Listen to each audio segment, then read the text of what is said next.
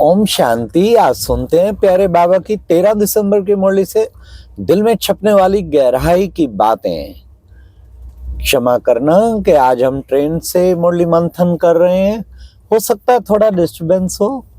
आज की मुरली बाबा की धर्मराज की मुरली थी। बच्चे, तुम्हें कोई की निंदा नहीं करनी है। कोई बच्चे तो निंदा पर चिंतन में लगे ही रहते हैं। अरे बच्चे, ये तो तुमने आधा कल्प किया है, यही करते तो आए हो। बच्चे, बहुत दंड पड़ेगा। तुम्हें कभी भी ला को हाथ में नहीं उठाना है। बाप का काम है शिक्षा देना। तुम बच्चे बाप को रिपोर्ट कर सकते हो। बाबा को ये आंखें और कान लॉन पे लिया हुआ है, इसीलिए लिया हुआ है सुनने के लिए। तो बाबा ने आज बहुत कहा कि बच्चे, निंदा कभी नहीं करनी, पर चिंतन कभी नहीं करना। फला ऐसा है, ये ऐसा है, ये ऐसा है, इसी में ही सारा टाइम बर्बाद करते बच्चे क्या पद पाएंगे। बहुत दंड पड़ेगा, अंत में बहुत पछताना पड़ेगा। धर्मराज का बाप का दूसरा रूप धर्मराज भी है, तो कड़ी सजाएं खानी पड़ेंगी। इसलिए बाबा ने आज बहुत अटेंशन खिंचाया कि बच्चे ये बहुत और मुख से बच्चे सदैव तुम्हारे ज्ञान रतन निकलने चाहिए। मुख से कभी भी पत्थर नहीं निकालेंगे। पत्थर निकालेंगे तो पत्थर बुद्धि बन जाएंगे। बच्चे, तुम तो पत्थर से पारस बुद्धि बनने आए हो। अभी बच्चों को दैवी बुद्धि बनानी है। दिव्य गुण धारण करेंगे तो दैवी बुद्धि बनाएंगे ना। फिर बाबा ने कहा कि अच्छा, लक्ष्मी नारायण का चित्र बच्चों के घर घर में होना चाहिए। और ये लक्ष्मी नारायण के चित्र को देखते बच्चे, तुम्हें बाप जरूर याद पड़ेगा कि इनको ऐसा बनाने वाला कौन, वो है शिव बाबा। शिव बाबा को याद करेंगे तो लक्ष्मी नारायण याद आएंगे कि ऐसा ऊंचा वर्षा किसने दिया। तो बाबा कहते कि बच्चों को याद, बस बाबा बार बार कहते माम एकम याद करो, और मध्याजी भाव अर्थात इनको भी याद करो जो वर्षा मिल रहा है। तो माम एकम याद करो, और कोई की याद हो रहनी नहीं चाहिए। परंतु अभी बच्चों की निरंतर याद नहीं है। अंत में निरंतर याद भी हो जाएगी तो बाबा ने कहा फिर उच्च पद पाएंगे। जो निरंतर याद शिव बाबा को करेंगे तो उच्च पद पाएंगे। तो बाबा ने कहा बच्चों को आत्म अभिमानी बनना है।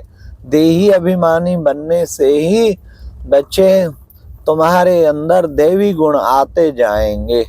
तो बच्चे, इसलिए घड़ी घड़ी देही अभिमानी का अभ्यास करना है। हाँ, देही अभिमानी होकर सबको बाबा ने कहा देखेंगे तो उसमें जो है सब में भाई भाई की दृष्टि हो जाएगी। तो तुम बच्चों की भाई भाई की दृष्टि होनी चाहिए।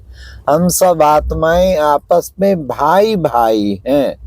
तो बाबा ने कहा अंत में चित्र भी बच्चे बहुत काम आएंगे, है ना। तो तुम बच्चे सदा अपना मुख ज्ञान रत्नों से चलाते रहो, अर्थात ज्ञान वर्णन करते रहो, बांटते रहो। इससे अच्छा धंधा तो कोई और नहीं। परंतु कहीं तो उल्टे धंधे में लगे रहते। संग इतना खराब जो बात न पूछो। तो बाबा बार बार माया के मुरीद बन जाते हैं बच्चे, संग में खराब हो जाते हैं। तुम्हें तो एक शिव बाबा का संग रखना है।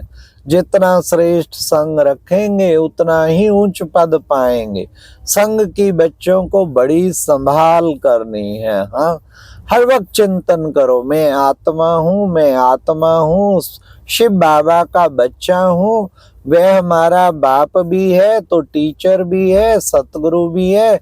बाप का फर्ज है बच्चों को समझाना। बच्चे थोड़े ही समझा सकते हैं एक दूसरे को, नहीं भाई भाई सावधानी नहीं दे सकते, बाप तो समझा सकते हैं। तो बाबा ने कहा कि बच्चों को इसलिए बार बार ये अभ्यास करेंगे ना। जैसे किसी ने कहा ना, मैं भैंस हूं, मैं भैंस हूं, भैंस हूं, तो सोचा मैं कहां से यहाँ से कैसे निकलूंगा दरवाजे से, मैं तो भैंस हूं।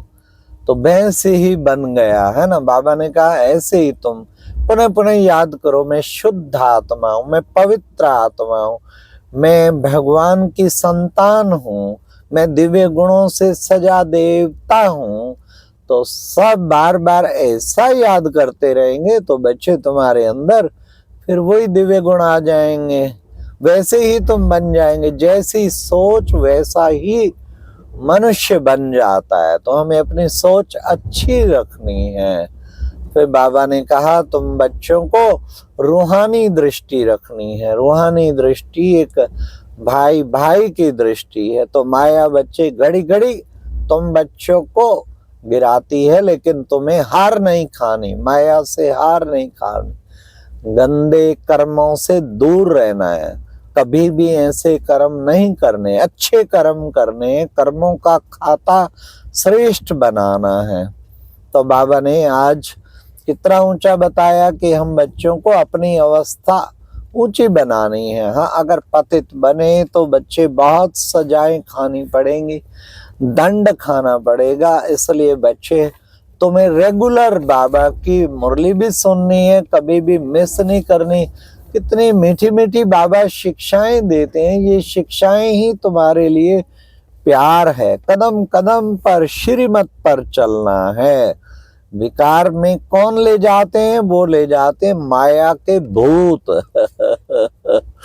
किचड़ा सारा अंदर से निकाल देना चाहिए। माया की प्रकाष्ठा बहुत कड़ी है, परंतु उनको उड़ाते रहना है। अगर अंदर दुविधा खराब ख्यालात होंगे तो उच्च पद नहीं मिलेगा। तो दुविधा कोई भी अंदर में नहीं होनी चाहिए, ऐसा पुरुषार्थ करना है।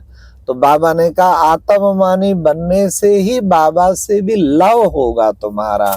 हर एक अपने से पूछे हम कितना याद करते हैं, कितना निरंतर याद करते हैं।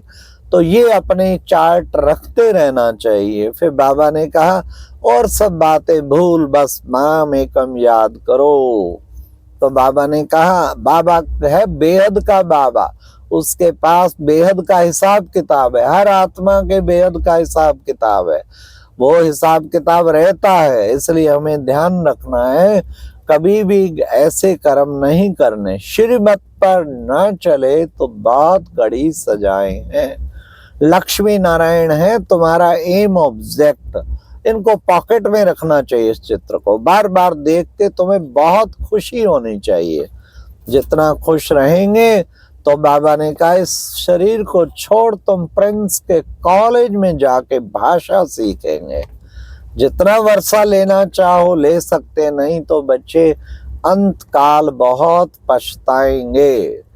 आज की प्यारे बाबा की मुरली का वरदान था समर्थ स्थिति के स्विच ऑन कर व्यर्थ के अंधकार को समाप्त करने वाले अव्यक्त फरिश्ता भव। हर वक्त समर्थ स्थिति के स्विच को ऑन रखो, समर्थ चिंतन चले, समर्थ बातें पढ़ो, समर्थ बातें लिखो, समर्थ का चिंतन करो, समर्थ ज्ञान योग की क्लासेस सुनो, समर्थ का संग करो। तो समर्थ के चिंतन द्वारा क्या होगा? व्यर्थ का अंधकार समाप्त हो जाएगा। व्यर्थ का अंधकार समाप्त हो गया तो क्या बन जाएंगे? अव्यक्त फरिश्ता। हमें क्या बनना है? अव्यक्त फरिश्ता। फरिश्ता वह जिसके सारे रिश्ते एक बाबा से हों। फरिश्ता वह जिसका इस देह और देह की दुनिया से कोई रिश्ता नहीं है। तो सारा दिन आज अव्यक्त फरिश्ता बनकर रहना, अव्यक्त फरिश्ता की स्थिति में रहना है। तो आज की मुरली में फिर स्लोगन था सत्यता के आधार से सर्वात्माओं के दिल की दुआएं प्राप्त करने वाले ही भाग्यवान आत्मा हैं। सत्यता, सत्य चिंतन, सत्य स्वरूप आत्मा रूप में टिकना, सत्य बातें, ज्ञान की बातें सुनाना, सत्य वचन सदा मुख से निकलते रहें। ऐसे सत्यता के आधार पे हम सर्व आत्माओं के दिल की दुआएं प्राप्त कर सकते हैं। और सर्व आत्माओं के दिल की दुआएं प्राप्त करने वाले ही क्या बनते हैं? भाग्यवान आत्मा। तो हमें भाग्यवान आत्मा खुद भी बनना है और औरों को भी बनाना है। उसके लिए सत्यता की शक्ति को अच्छी तरह से धारण करना है, तभी भाग्यवान आत्मा बनेंगे। अच्छा, ओम शांति। ये थी आज की मुरली से दिल में छपने वाली गहराई की बातें। ओम शांति।